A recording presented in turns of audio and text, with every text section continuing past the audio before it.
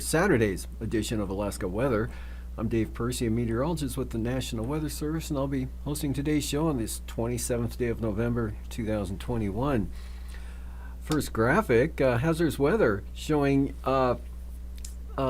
winter weather advisory out for misty fjords. That's for tonight, and that includes city of Hyder, and that's for, let's see, 6 to 10 inches of snow. That could fall there is in the forecast for tonight, and again that's out for the period tonight, and actually probably later this evening winds will go south and it'll warm the temperatures up, and then it'll start to change over to rain. Timing on that kind of difficult, better chance of that after midnight, with but definitely looking for 6 to 10 inches of snow.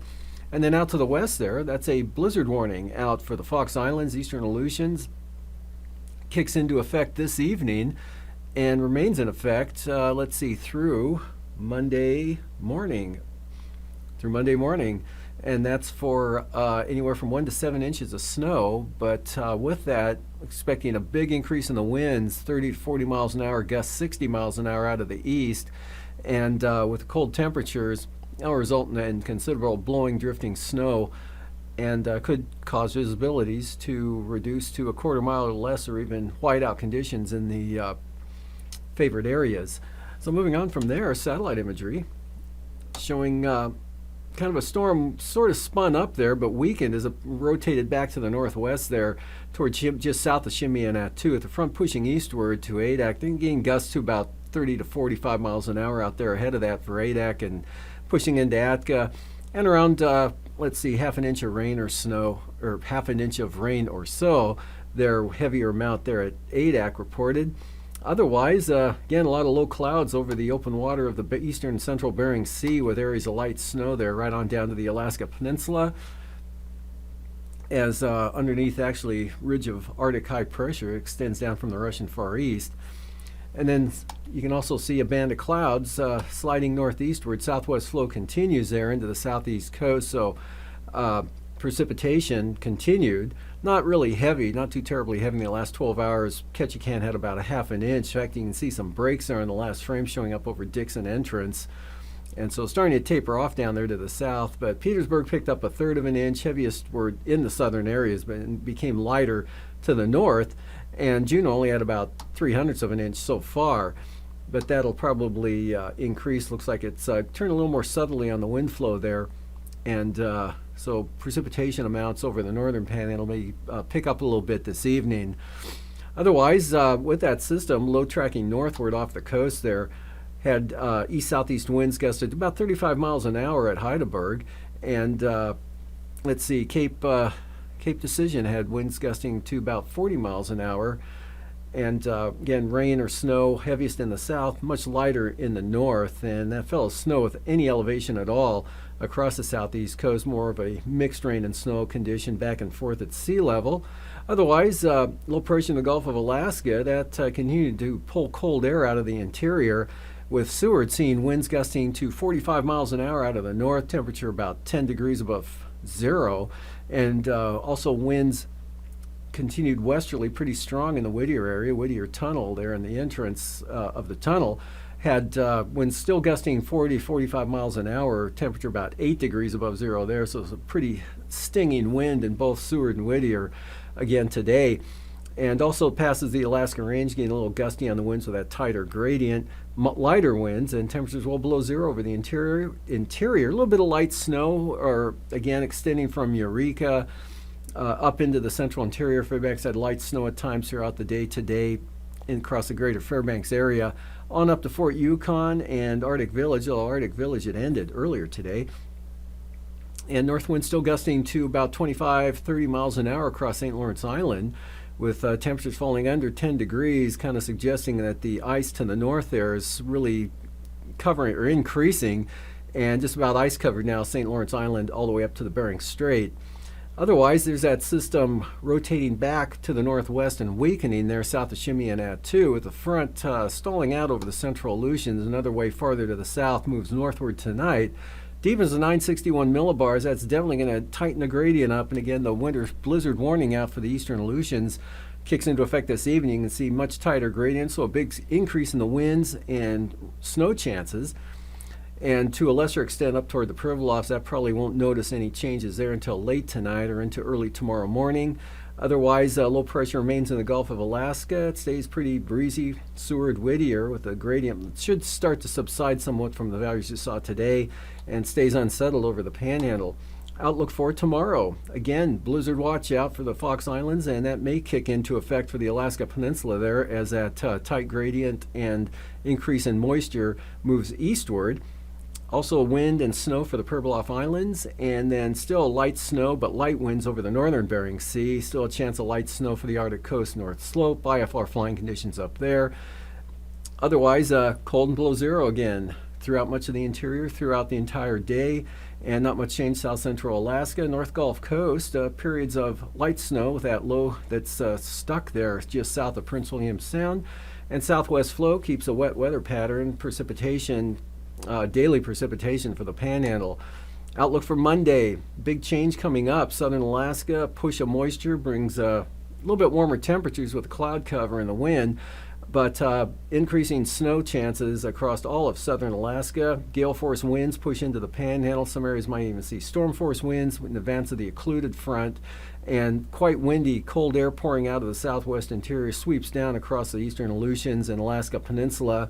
Stays cold over the Bering Sea with snow from Adak and Atka all the way up to St. Lawrence Island, clearing well below zero over the northern interior.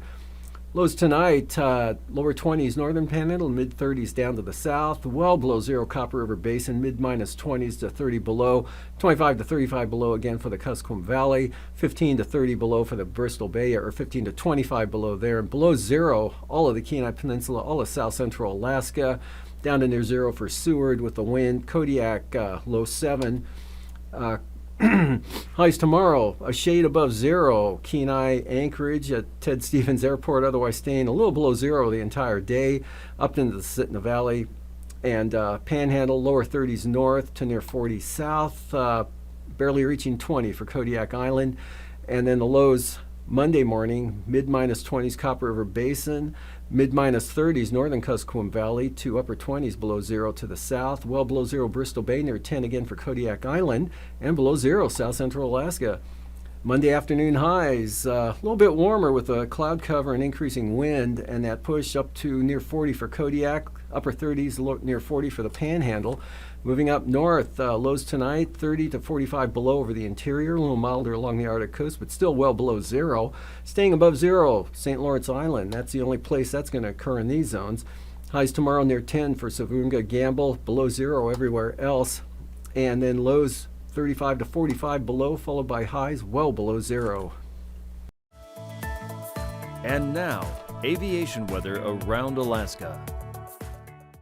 Moving on to flying weather, we've got IFR, North Slope, Arctic Coast, and south of the Brooks Range, an area of marginal VFR either side of the Yukon River into the almost the northern Kuskokwim Valley there, and to the northern western Alaska Range, and also over the upper Tanana Valley 40-mile country, south of Eagle, and IFR over the central Aleutian, spreading into Nikolsky. Marginal VFR for the remainder of the Bering Sea right up to the Bering Strait and the the Bering Sea side of the Alaska Peninsula, southern Bristol Bay. Some marginal VFR around Cook Inlet to start, and North Gulf Coast, Panhandle with IFR down to the southeast.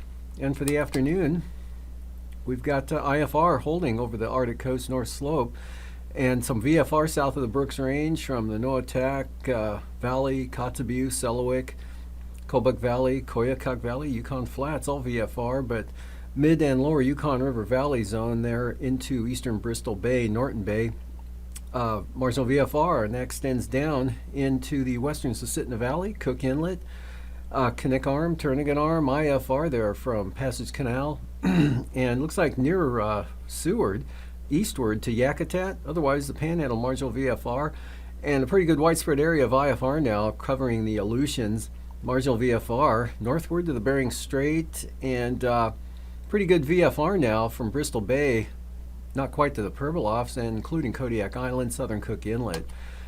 And for the morning Monday, again, no change, IFR, north slope and Arctic coast, south of the Brooks Range VFR. Now just a narrow band from Norton Sound of marginal VFR up along the Yukon River there. And then more marginal VFR south of the Alaska Range, northern Susitna Valley, possibly the eastern Matanuska Valley, Copper River Basin, Prince William Sound, North Gulf Coast, maybe some IFR around Yakutat, otherwise marginal VFR for the Panhandle, IFR Kodiak Island, and the western Alaska Peninsula Fox Islands, otherwise marginal VFR with some VFR breaking out there for Kiska Island and Amchitka. And that more or less holds into Monday afternoon out that way, but IFR making the scene just west of Shimianatu.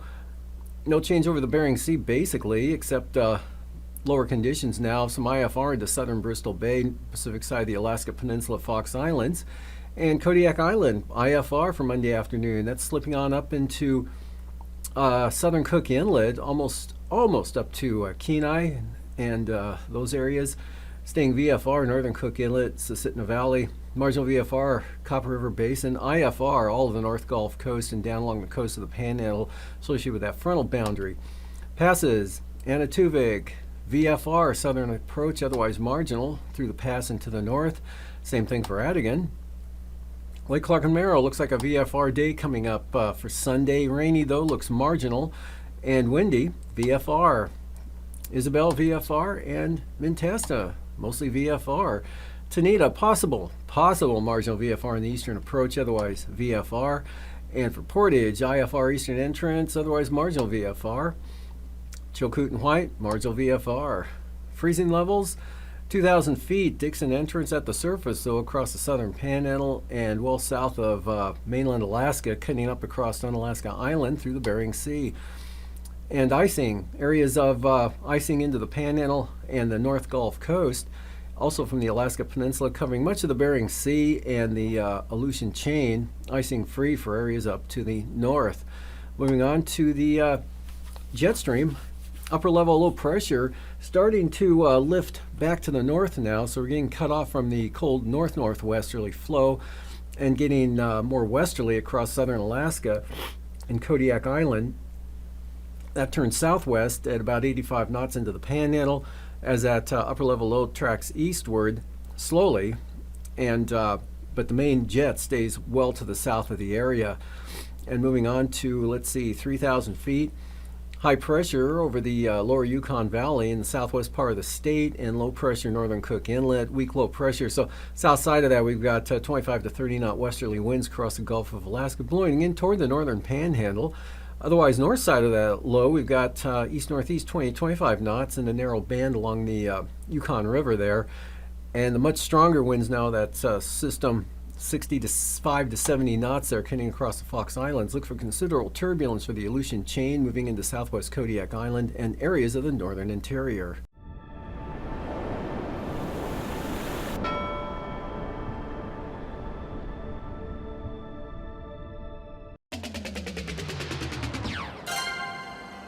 Leatherbacks are the largest turtles on Earth, growing up to 7 feet long and weighing more than 2,000 pounds.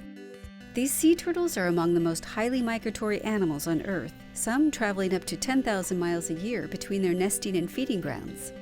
Prevalent in every ocean except the Arctic and Antarctic, the species overall is declining, more so in the Pacific. In the eastern Pacific, the Mexican population was once thought to be the largest in the world and has experienced an alarming decline. This trajectory of decline that we've seen, and actually collapse. We're talking about only 20 or 30 turtles nesting every year, where thousands used to just 40 years ago. That's the kind of dramatic decline. The western Pacific population has been declining steadily, and it's particularly critical to act now before it collapses, while there are enough turtles in nests to respond to conservation measures. but threats to all leatherbacks in the Pacific need to be addressed. The top threats to populations are uncontrolled coastal development, all the bad stuff on the nesting beaches, egg harvest, poaching of the females, predation on the eggs by dogs and pigs. Deforestation makes the sand too warm and dry and the eggs don't hatch. Another one is incidental capture in fishing gear.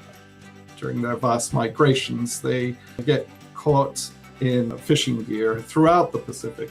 And finally, marine debris, which the leatherbacks mistake for their favorite food, jellyfish, and they choke on those. Protecting leatherbacks in U.S. waters alone is not enough to ensure the continued existence of the species. The highly migratory nature of Pacific leatherbacks requires cooperation and international collaboration. NOAA is focusing on partnerships with Mexico, Central America, Indonesia, Papua New Guinea, and the Solomon Islands in the Pacific. Our action plan promotes a holistic recovery strategy that addresses all the sources of mortality. So that's basically ensuring that the remaining nesting sites are protected. And the nests produce as many hatchlings as possible. And then secondly, in tandem with that, is reducing the fisheries-related mortalities. We're working with international partners to incentivize community participation on the nesting beach conservation and developing alternative livelihood programs that wean communities off leatherback resources and introduce alternative methods for food and income. Recovery is going to take a long time, on the order of 20 to 30 years at least, before we see some of these actions bear fruit. But here in the US, we can all help leatherbacks by making seafood choices, for instance, that support sustainable fishing practices.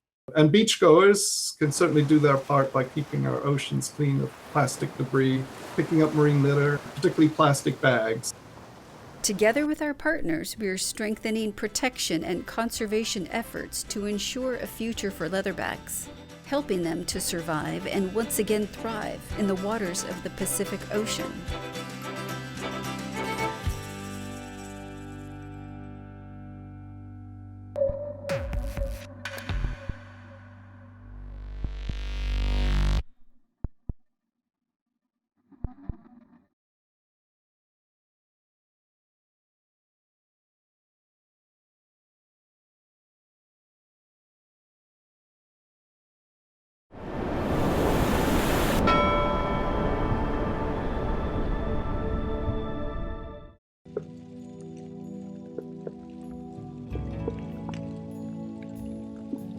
For over 40 years, NOAA scientists have been collecting data and piecing together the story of the gray whale. Each year, new discoveries are made, revealing the secrets of this ancient traveler. With the northeastern Pacific population recovered, leading scientists from the NOAA Southwest Fisheries Science Center continue their research efforts to help save the western population from extinction.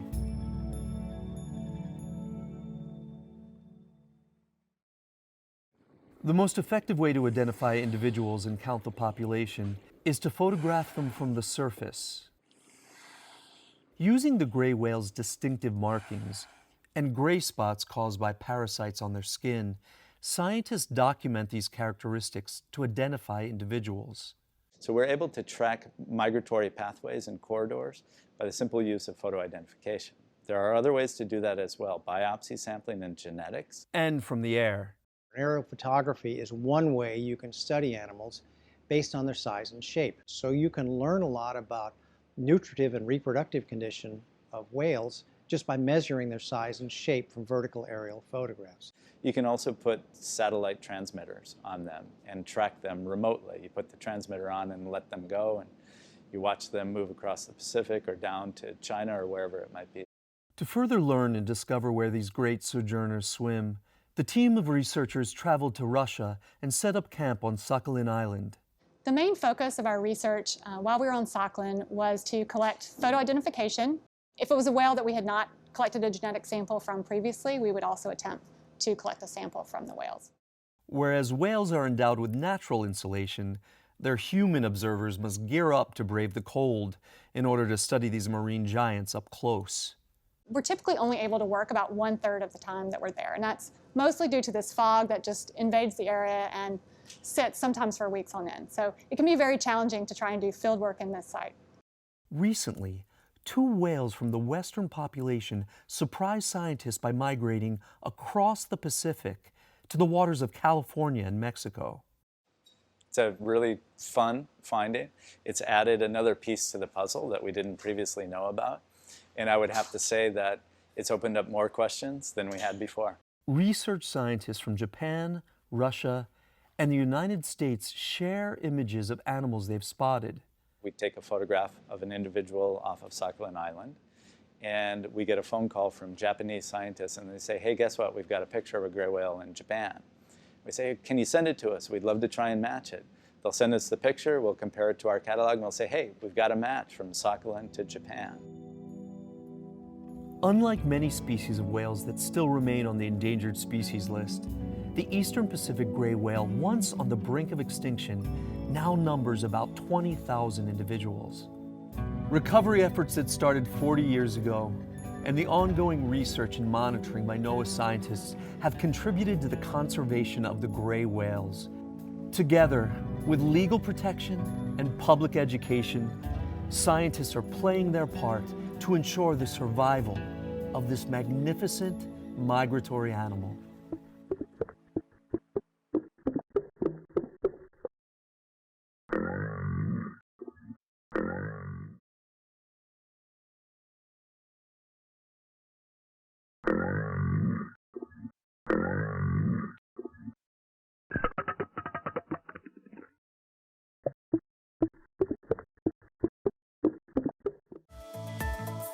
And now, marine weather around Alaska.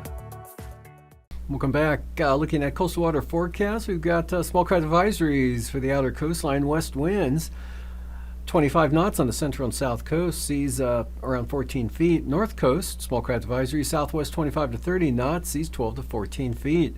Lynn Canal, south at 20 knots with gusts to 35 knots, 4-foot seas. Stevens Passage, same thing, but without the gale force gusts, southerlies at 20 knots. And for Clarence Strait, southeast winds 20 knots, seas 6 feet.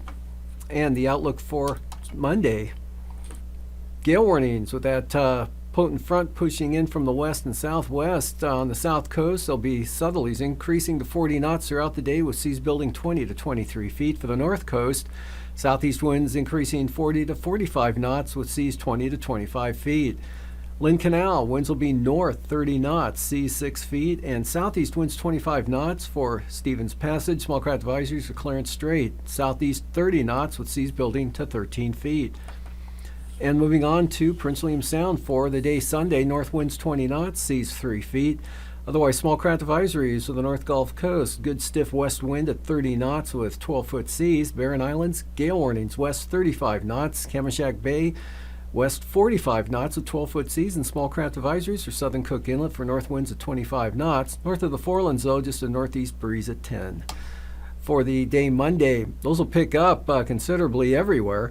Northern Cook Inlet, small craft advisories, north winds increasing to 30 knots, seas building to 9 feet. But south of the Forelands, storm warnings. Northeast 50 knots, seas building to 20 feet, and 55-knot storm force winds for Kamishak Bay from the northeast. And for the North Gulf Coast, east winds 40 knots, seas 15 to 17 feet, Prince William Sound, east at 30 knots. And for the Barren Islands, gale warnings, east winds 45 knots. For Kodiak Island tomorrow, west winds 30 to 35 knots, gale force gusts to 50 knots there for Shelikof Strait. Otherwise, the Alaska Peninsula gale warnings. East winds 35 to 40 knots, 8 to 11-foot seas, and small craft advisories for Bristol Bay, northeast at 25 knots. And for the day Monday, gale warnings, Bristol Bay all the way down to Cape Sarachev, north winds 35 knots. And from Cape Sarachev all the way up the east side of Kodiak Island, gale warnings, north winds 40 to 45 knots from Cape Sarachev to Sitkinak, seas 20 to 25 feet, and from Sitkinak on up toward the Barren Islands, Chiniak and Marmot Bay, southeast 40 knots, 20-foot seas, and for Shelikof Strait, northeast winds 50 knots. That's good for a storm warning. And for the Fox Islands, Unalaska Island tomorrow. Actually, Fox Islands in general, storm force winds on the Bering Sea side of the islands, gales on the south side, east-northeast, 45 to 55 knots, Adak and Atka. North to northeast, 40 to 55 knots, and then 45 knot winds from Chitka Island, northeast 40 for Shemya. Outlook for Monday, Shemya to Kiska, southeast 30 knots, Chitka Island north at 30 knots, north 40 knots, gale warnings for the Adak-Atka area, and north winds 35 to 40 knots for the Fox Islands. For the southwest coast, on Sunday, strongest winds south of Nunivak Island, northeast 25 knots, Yukon Delta coast, northeast at 20. Gale warnings for the Pribilof Islands, northeast 35 knots, 25 knots from the northeast for the northern Bering Sea, St. Lawrence Island, north winds 25 knots. No change for St. Lawrence Island on Monday, but Norton Sound comes up to brisk wind advisories as those winds increase to 25 knots from the north. Southwest coast, northwest at 30 knots, Pribilof north 30 knots, and northwest 25 knots, St. Matthew Island. And for the Arctic coast east side, north to northwest winds 10 to 20 knots, strongest toward Demarcation Point, and central coast light northerlies at 10 knots, 15 knots out of the north on the west side, northeast 20 Cape Beaufort to Cape Thompson to Wales, brisk wind advisories, north winds 25 knots. And brisk wind advisories from Wales to Cape Beaufort now, north to northeast 25 knots on Monday. Otherwise, northeast 15, western Arctic coast, central coast north at 10, west side, or the east side, winds will be west 10 to 20 knots. For tonight, areas of light snow and clouds linger over the eastern interior, central interior areas up to the Arctic coast. That'll help keep temperatures warmer than in the clear areas, which will be more notably over the western interior all the way down into Bristol Bay. Breezy and dry and cold for Kodiak Island again with near record low temperatures and snow showers, Barren Islands, North Gulf Coast, and conditions improve over the Panhandle but deteriorate over the southern Bering Sea and the Aleutians, especially the Fox Islands. That continues into Sunday and spreads to the Alaska Peninsula. And on Monday, that all pushes up into southern Alaska. These forecasts are for planning purposes only. Call 1-800-WX-BRIEF for a formal pre-flight briefing. Always file a flight plan before you go flying. The U.S. Coast Guard Auxiliary urges you to leave a float plan with a friend or the harbor master before you go boating.